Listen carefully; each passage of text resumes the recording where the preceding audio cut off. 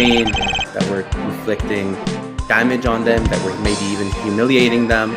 I'm not saying everybody, but I think that these kinds of images serve that desire for sure.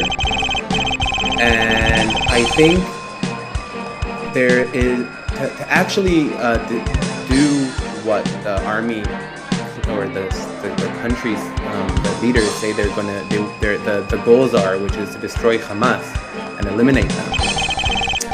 It seems like quite, I don't know if impossible, but it's quite a really difficult mission that will include maybe losing the legitimacy internationally, which we already see, and maybe losing a lot of lives and soldiers, and maybe never really managing to completely fulfill that mission that seems kind of impossible maybe to a certain extent. So I think that our leaders and the leadership are searching for victory images, and I think that actions as like these, like humiliating photos and destructions of huge structures like universities and mosques and these kinds of videos are there to serve that kind of desire for a victory image, that an Israeli can sit in their home and watch TV or be on the internet and feel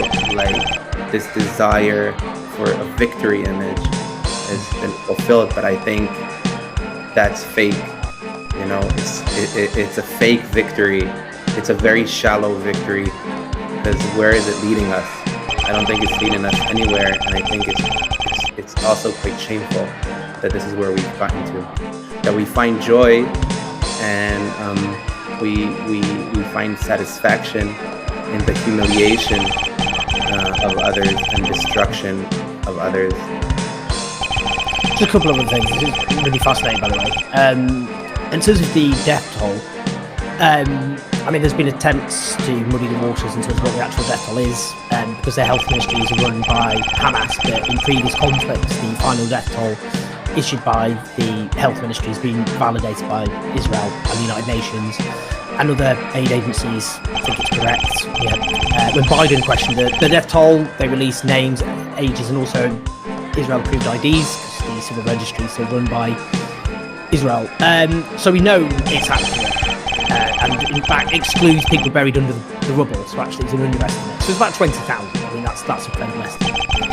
It's about 1% of the population. And you keep seeing, it's one of those, I've never seen anything like it. You log onto Twitter and you read of a journalist or UN aid worker, and it just says they've been killed, but then it says 23 members of their family have also been killed. Yeah. Or 30. I mean, I've never seen anything like that in my life. What does that tell us about the military operation? What is actually happening? How that, because it is an extremely rare, and Haaretz, the Israeli newspaper, did a study of this, and you know there aren't really precedents for that kind of bombing campaign in a very small area of space, obviously. What's your sense of what's the dynamics of the military campaign?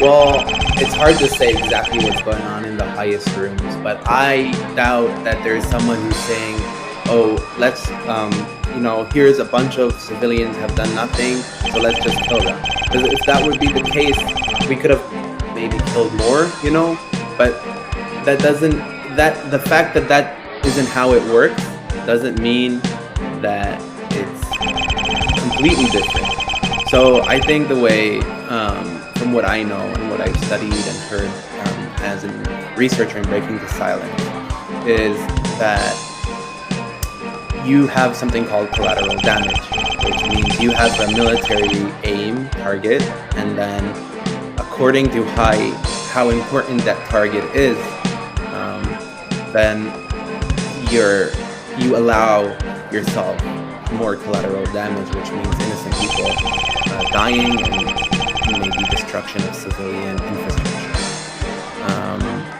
And when we see so many civilians are uninvolved, what we call the IDF called uninvolved, I think it has to do with a growing tolerance towards collateral damage.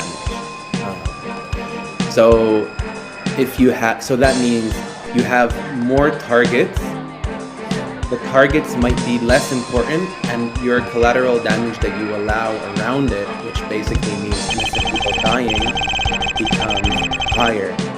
Every war, every round of violence in Gaza, this kind of equation changes in which the target, we're more liberal, I think, with the way we allow collateral damage.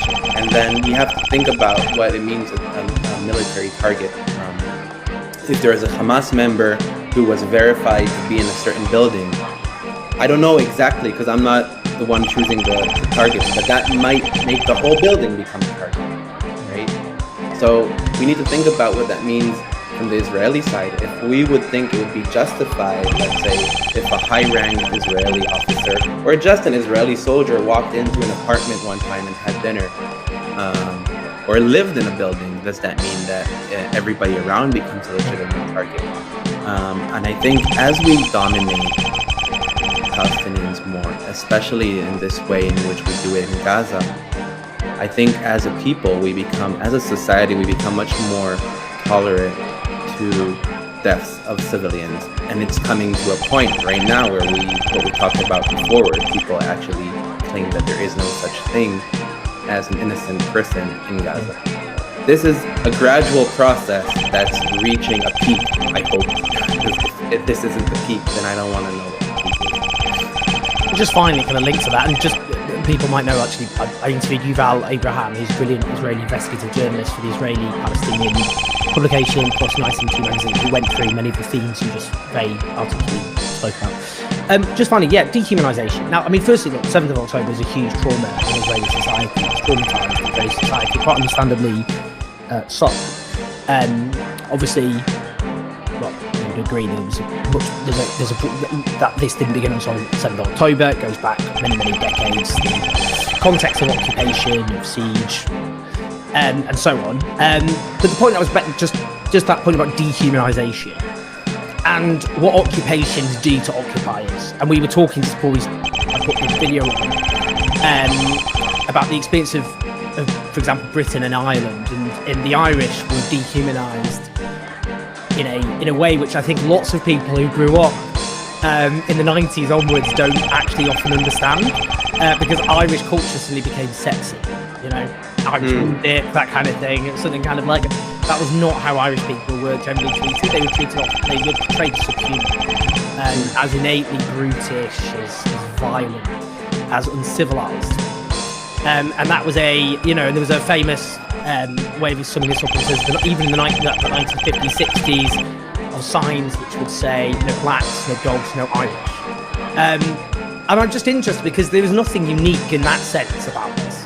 But I'm just interested in that dehumanization, how many Israeli citizens have come to see Palestinians, and whether that can ever shift, and how. Because that level of dehumanization is required to sustain this level of oppression and occupation. Because if you, as you said, when you start seeing those family